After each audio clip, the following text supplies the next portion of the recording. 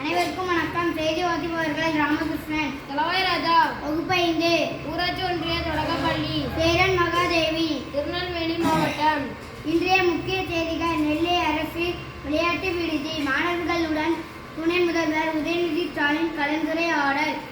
பாளையங்கோட்டை அண்ணா விளையாட்டு அரங்க வளாகத்தில் உள்ள மாணவர் விளையாட்டு விடுதியில் உள்ள மாணவர்களிடம் தமிழக துணை முதலமைச்சர் உதயநிதி ஸ்டாலின் சந்தித்து கலந்துரையாடினார். ரூபாய் 55.93 கோடியில் 185 திட்டப் பணிகளுக்கு அடிக்கல் நாட்டுகிறார்.